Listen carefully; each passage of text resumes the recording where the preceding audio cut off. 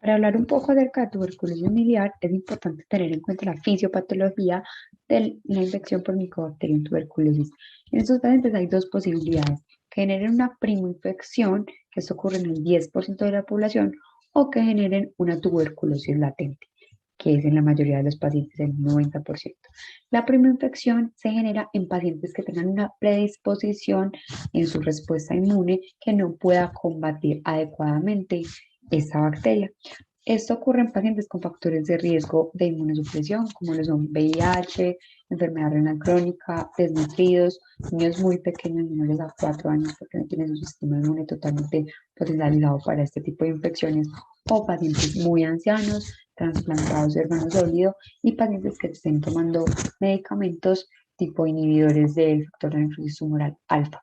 En estos pacientes, la infección puede llegar a cualquier órgano, puede generarse pulmonar o extrapulmonar, porque no hay respuesta inmune que pueda limitar la progresión de la bacteria. En el otro caso, encontramos la tuberculosis latente. Esta ocurre en el 90% de los pacientes porque por lo general somos capaces, nuestro sistema inmune responde contra la bacteria, genera un granuloma y no permite su salida. Pero en los casos de tuberculosis miliar, que es una enfermedad de tuberculosis extrapulmonar, debemos tener en cuenta lo siguiente, y es que se puede generar por una prima infección, que como lo expliqué anteriormente, por pacientes que por su misma respuesta inmune no son capaces de controlar la propagación del virus, y la segunda podría ser una reactivación de ese foco latente, un paciente que inicialmente se vio expuesto ante la bacteria, perdón, y eh, después de ciertas condiciones a las cuales se vio expuesto, de inmunosupresión, porque le trasplantaron, porque empezó a tomar medicamentos, etcétera, genere una reactivación de ese foco y haga que la bacteria salga del granuloma donde inicialmente estuvo.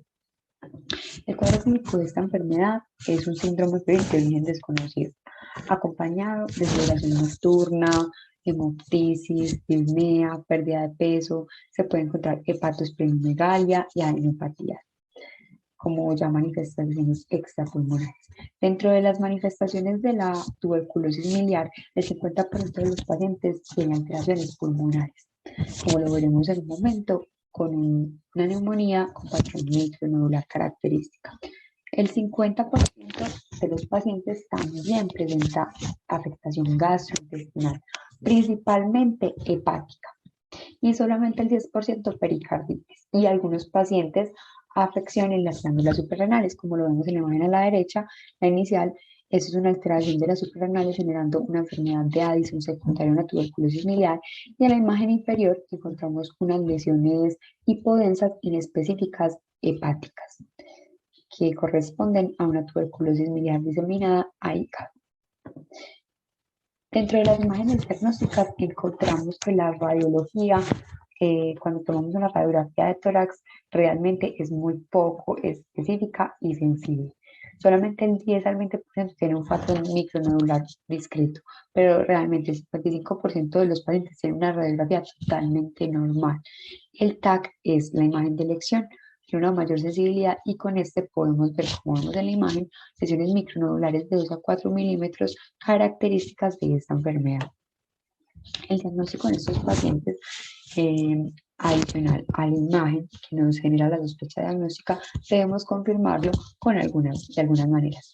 Entonces, inicialmente se piensa que todas las tuberculosis se deben confirmar con baciloscopio, pero realmente en esta no viene siendo tan importante porque la tuberculosis miliar es una enfermedad no bacilífera. Sin embargo, se debe tomar una baciloscopia para descartar una tuberculosis pulmonar per se. Por esto, en caso de tener que realizar alguna, pues se debe realizar por medio de un lavado alveolar, que de esta manera se puede aumentar la sensibilidad de encontrar algún bacilo.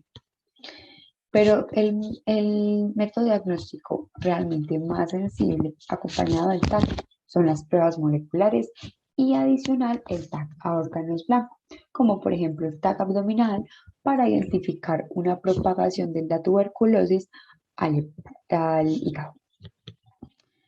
Como te decía anteriormente, el patrón micronodular es una característica de esta enfermedad, pero debemos tener en cuenta algunos diagnósticos diferenciales, como lo son la sarcoidosis, que esto lo podemos pensar en pacientes con alguna predisposición inmune que generan una respuesta granulomatosa ante cualquier antígeno. Todo realmente en este momento no se sabe respecto a cuáles específicamente, pero son pacientes que generan granulomas en el cuerpo, en todo el cuerpo.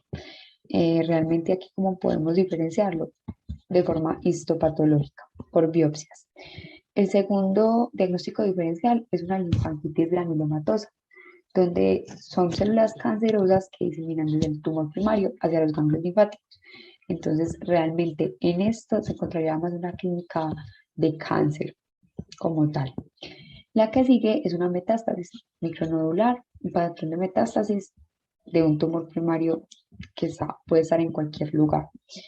Y la última es una NIH, que es una neumonitis por hipersensibilidad, es una respuesta inflamatoria difusa por la exposición a antígenos que pueden generar alveolitis, como lo son al heno, a las plumas de palomas, etc. El tratamiento en estos pacientes realmente es de 6 meses. Cambia en pacientes que tengan afección del sistema nervioso central, que en esto se debe prolongar hasta 12 meses, un año. ¿Cómo se realiza? Los primeros 2 meses se da isoniazida más rifampicina, adicional a esto, piracinamida y etamotor. Los meses restantes, los 4 meses restantes, se les da solamente isoniazida y rifampicina.